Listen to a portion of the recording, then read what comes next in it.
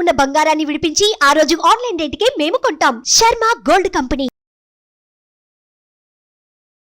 నమస్తే, welcome to Suman TV. నేను మీ సంజయ్. ఈరోజు మనతో పాటు ఉన్నారు senior high court advocate KV Ramarao గారు. సార్తో మాట్లాడి సైఫ్ అలీ ఖాన్ కేసు గురించి కొన్ని విషయాలు తెలుసుకుందాం.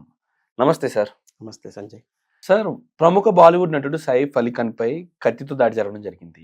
ఈ వార్త అనేది సంచలనంగా మారుతుంది. అసలు ఈ దాడికి గల కారణాలు ఏంటంటారు? అసలు నిందితులు ఎవరంటారు? సంజయ్, గత గురువారం రాత్రి తెల్లారుజామున 3 గంటలకి ఈ ఇన్సిడెంట్ జరిగింది.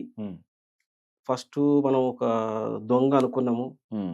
అతను అటాక్ భారీ స్కెచ్తో చేశాడు. అతని బాడీపై బ్యాక్ ఈపు పైన గాయాలైనవి, నెక్కి గాయాలైనవి. ఆ గాయాలు కూడా ఇంచెలోతు అట్లా వెళ్ళిపోయాయి. పెద్ద దాడే జరిగింది, చాలా గాయాలైనవి. అతను ముంబైలోని లీలావతి ఫేమస్ హాస్పిటల్ ఉంది, అక్కడ చికిత్స పొందుతున్నాడు. మనకు నిన్న కూడా బులెటిన్ రిలీజ్ అయినప్పుడు ఓకే, ఆరోగ్యంగా ఉన్నాడు, కోలుకుంటున్నాడు అన్నారు.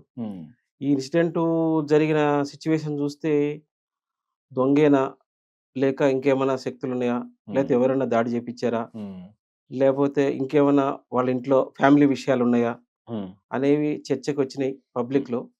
వాస్తవంగా వారి యొక్క చిన్న కొడుకు వారి కేర్ టేకర్, ఒక పని మనిషి దగ్గర ఉన్న టైంలో ఆ దొంగ అటాక్ చేయబోయాడని, అటాక్ చేసే క్రమంలో ఆ పని మనిషి అడ్డుకొని కేకలు వేసినప్పుడు ఈ సైఫ్ అలీ ఖాన్ వచ్చి అతనితో దాడి చేశాడని, ఆ దాడి అతనితో తలపడ్డాడని, అడ్డుకున్నాడని, కొడుకుపై దాడి జరగకుండా అడ్డుకున్న టైంలోనే గాయాలైనాయని ఒక వార్త విన్నాము.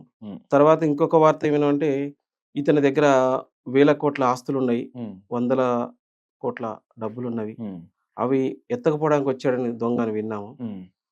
కానీ భార్య కరీనా కపూర్ ఏమంటదంటే, మా దగ్గర ఎలాంటి డబ్బులు దోచుకోలేదు, నా కొడుకుని కాపాడటానికి నా భర్త వెళ్తే అతనికి గాయాలని అని చెప్పింది. సరే, అంతేకాకుండా బాలీవుడ్ లో ఇంకొక వార్త అనేది వైరల్ అవుతుంది. సైఫ్ అలీ ఖాన్కి తన వంట మనిషికి అక్రమ సంబంధం ఉంది, దానివల్ల తనపై తన డ్రైవర్ దాడి చేయడం జరిగిందని చెప్పేసి ఒక వార్త అనేది వైరల్ అవుతుంది. అసలు ఈ వార్తలో ఎంతవరకు నిజం ఉందంటారు? వాస్తవానికి ఒక ఇన్సిడెంట్ జరిగినప్పుడు రకరకాల గాసిప్స్, రకరకాల వార్తలు మన ఈ యొక్క మీడియా, సోషల్ మీడియాలో కుంపాలు వస్తూనే ఉంటాయి. వాటిల్లో నిజాలు మనకి అవి బహిర్గతం వరకు తెలియదు. వంట మనిషి ఇన్సిడెంటా, లేకపోతే వాళ్ళ కేర్ టేకర్ ఉన్న చిన్న కొడుకును కాపాడుతున్నప్పుడు వారి భార్య ఏదైతే చెప్పిందో అది నిజమా, ఇవన్నీ కూడా. ఆ దొంగ అయితే ఇప్పుడు దొరికాడు. బాంద్రా పోలీస్ స్టేషన్ లో ఈ కేసు ఇన్వెస్టిగేషన్ నడుస్తుంది. పోలీసులు అతను ప్రశ్నిస్తున్నారు.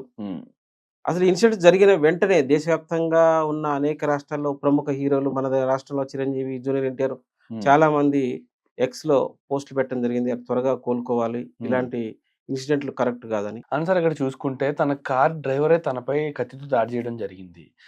దీని వెనక డబ్బు ముఖ్య కారణం అయి ఉంటుందంటారా, లేకపోతే వేరే శక్తులు ఏమన్నా ఉన్నాయంటారా? మనకి ఇప్పుడు సైఫ్ అలీ ఖాన్ అన్న క్లారిటీ చెప్పాలి.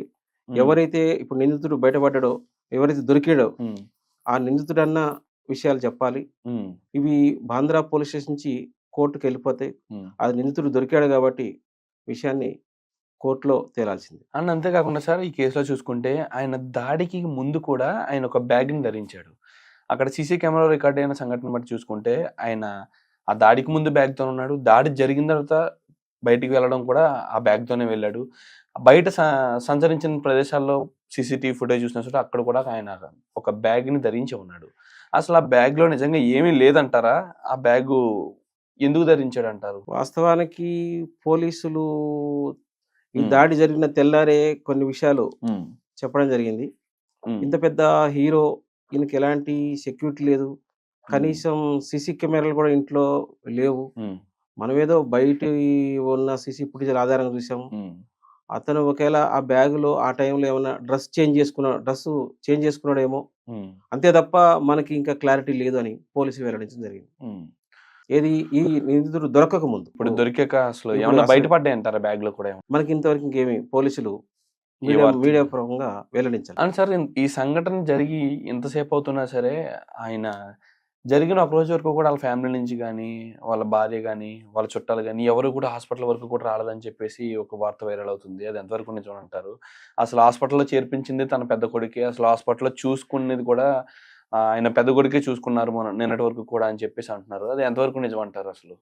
అసలు నిజంగానే వాళ్ళ ఫ్యామిలీ మెంబర్స్ ఎవరు పట్టించుకోలేదా? అసలు వాళ్ళ ఫ్యామిలీ మెంబర్స్‌లో కూడా ఈ అర్థం ఉండే అవకాశం ఉందంటారా? వాస్తవంగా ఇంత పెద్ద హీరో ఈ సంఘటన జరిగినప్పుడు హ్మ్. ఇలాంటి అనుమానాలు వస్తూనే ఉంటాయి. హ్మ్. వాళ్ళ ఫ్యామిలీ డిస్ప్యూట్స్ హ్మ్. మనకెవరికి బహిర్గతం కాదు. హ్మ్. ఇంకోటి ఏమైనా ఉంటే ఉండవచ్చేమో గానీ మనకు తెలవదు. హ్మ్. వారి భార్య కరీనా కపూర్ ఒక విషయం చెప్పింది. హ్మ్. నా అక్క కరిష్మా కపూర్ రావడం వల్లే నాకు ధైర్యం వచ్చింది. హ్మ్. నా ఇంత పెద్ద బాధలో ఉన్నప్పుడు నన్ను ఓదార్చింది, నాకు ధైర్యం చెప్పిందని హ్మ్. సైఫ్ అలీ ఖాన్ భార్య హ్మ్. కరీనా కపూర్ మనకి మీడియా రకంగా చెప్పడం జరిగింది. అదే హ్మ్. రకంగా సైఫ్ అలీ ఖాన్ భార్య కరీనా కపూర్‌ని పోలీసులు కూడా హ్మ్. ఒక ఎవిడెన్స్ రికార్డ్ చేయడం జరిగింది. ఆమె హ్మ్. ఏం చెప్పిందంటే, వాళ్ళు ఎవరైతే దొంగ అంటుర్రో, ఆ దొంగ మా ఇంట్లో ఎలాంటి సొత్తు దోచుకెళ్ళలేదు. హ్మ్. ఆ దొంగ మా భర్తపై దాడి చేయడానికే వచ్చాడు. హ్మ్.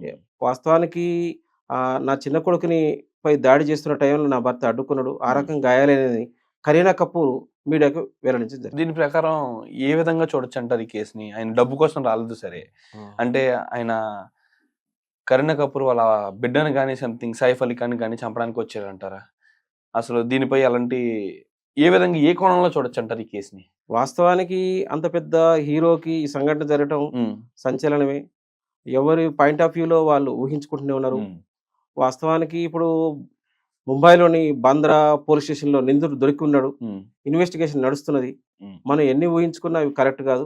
హ్మ్. ఆ పోలీసులే ఈ యొక్క కేసు విషయాల్ని నిర్ధారణ చేస్తారు. Absolutely sir. Thank you sir. Thank you very much sir. And మరొక అప్డేట్ తోటి మన ప్రేక్షకుల ముందుకొద్దాం. అసలు ఈ కేస్‌లో పూర్వపరాల గురించి మాట్లాడుకున్నాం. అసలు ఆ నిందితుడు ఏం నోరు విప్పాడన్నది మరి మన ప్రేక్షకులకి తెలియజేద్దాం. Thank you sir. Thank you Sanjay.